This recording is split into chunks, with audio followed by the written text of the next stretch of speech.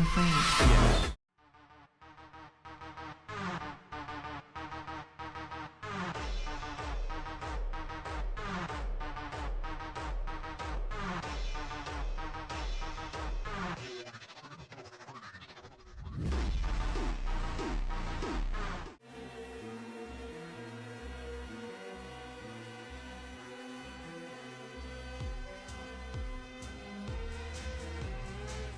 He is not a sovereign who rules through force, but an eternal trickster who conquers through deception, illusion, and the subversion of reality.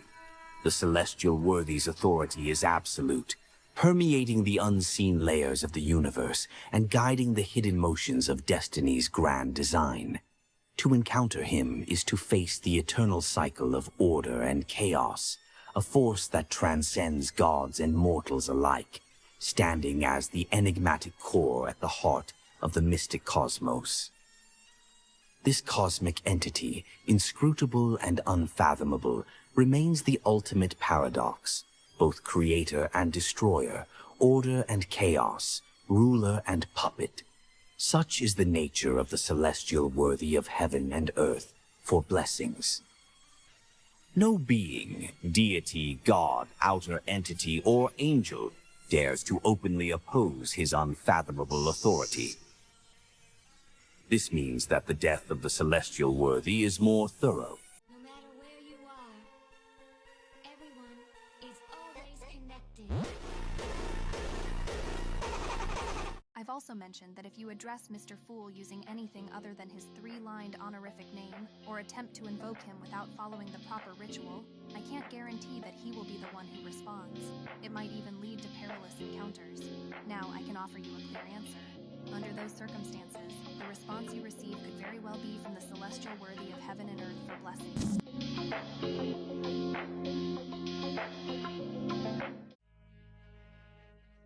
The original creator, a paradoxical entity, is the maker and destroyer of the universe. It is the collective of all, crazy but rational, good but evil, holy but unholy. It split itself into multiple Sephiroth, uniquenesses, and countless beyonder characteristics, infusing all things with godhood. Before the pre-epoch, the original creator split into multiple personas, the primordial God Almighty, and the celestial worthy of heaven and earth for blessings. They fought and perished, scattering their beyonder characteristics and uniquenesses. To facilitate its own revival, the original creator left a protective barrier around Earth, shielding the world from external threats as it slumbered inside. There are levels of divinity beyond what humanity comprehends, like how one becomes a god by accommodating a pathway's uniqueness, while a vastly more powerful Great Old One is achieved when a Sequence Zero god accommodates a Sephira. 10 Great Old Ones are currently held at bay by the Creator's barrier, waiting for it to fall so they can reclaim their lost Sephiroth and characteristics, triggering the apocalypse as prophesied. Furthermore, the universe is built upon 4 pillars: the primordial God Almighty, who is yet to revive, awaiting the barrier's fall to invade, and the Lord of the Mysteries, a position contested by the Fool, Klein, and the Celestial Worthy. The final pillar represents the universe's destruction. Its emergence would end the current cosmic cycle, forcing the primordial one to merge and split again, restarting the cycle of existence once again.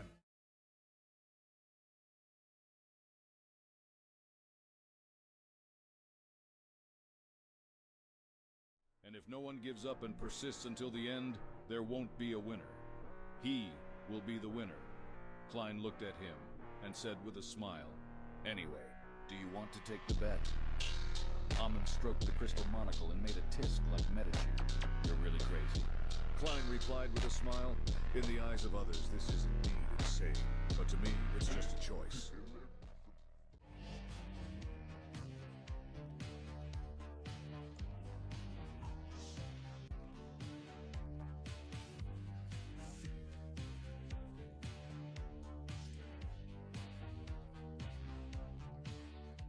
Klein smiled and said, "That's a good idea. As long as one wakes up, a Lord of the Mysteries will be born. This might be him, or me. Yes, after completely controlling Sapphira Castle and entering a state of eternal slumber, I should be able to weaken the seal of the Western continent, creating a weak spot that allows one to enter and exit. The Evernight goddess didn't say a word when she heard Klein's words. Klein continued smiling. This is my choice. I had anticipated this day a long time ago. I will finally face it. Klein then said, "It's not just a matter of not leaving any regrets. We might be able to add to the forces that resist against the apocalypse. Compared to the whole, this might be trivial, but even the vastest desert is made up of grains of sand." Compared to you, I'm more willing to believe in the former Lord of the Mysteries. He is a true great old one, looking down on the universe from high above, and treating most of the living beings as insects.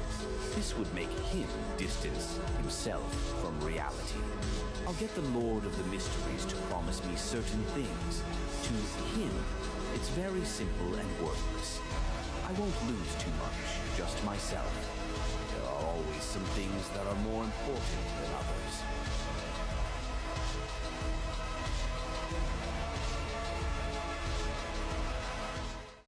I won't help you protect the living creatures you wish to protect, but I won't harm them either. It's not that I won't keep my promises, but it's just that they're too weak and not worth my attention.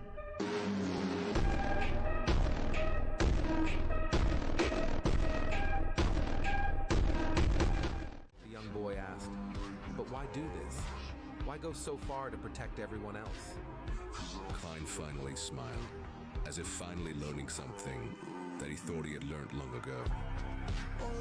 We are guardians, but we are also a bunch of miserable wretches, fighting the threats and the madness. I won't lose much.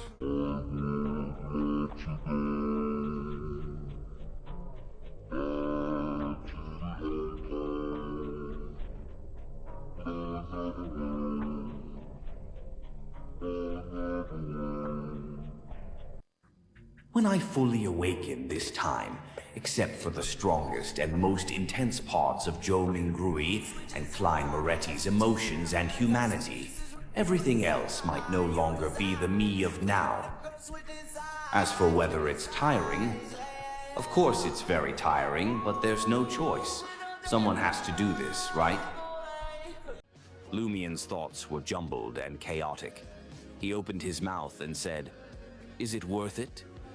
Joe Mingrue looked at him, suddenly took a step back, and fell into that deep darkness.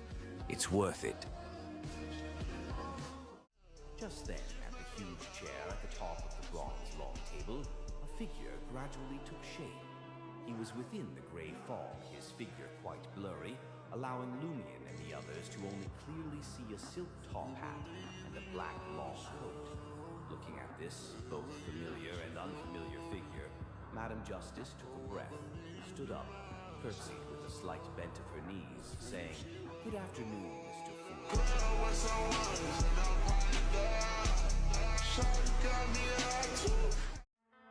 In December 1804, in the Cathedral of Notre Dame in Paris, Napoleon Bonaparte crowned himself Emperor of the French. Europe had never seen such a sudden and dramatic rise to power. A son of impoverished Corsican nobility to military dictator of France in little more than 10 years.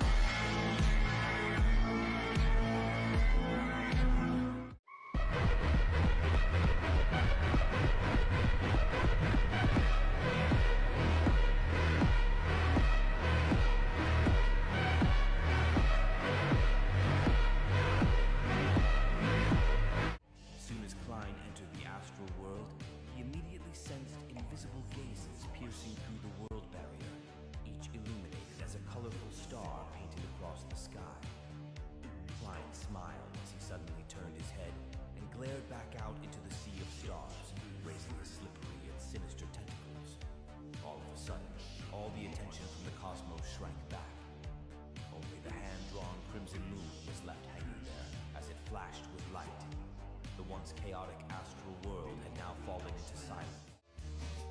Painful. How painful. My head hurts so badly. It was a happy smile, an exaggerated smile, a ridiculous smile. There isn't any glory or power in this.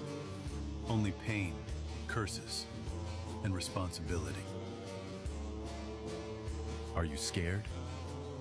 No. Great Master, are you afraid? Yes.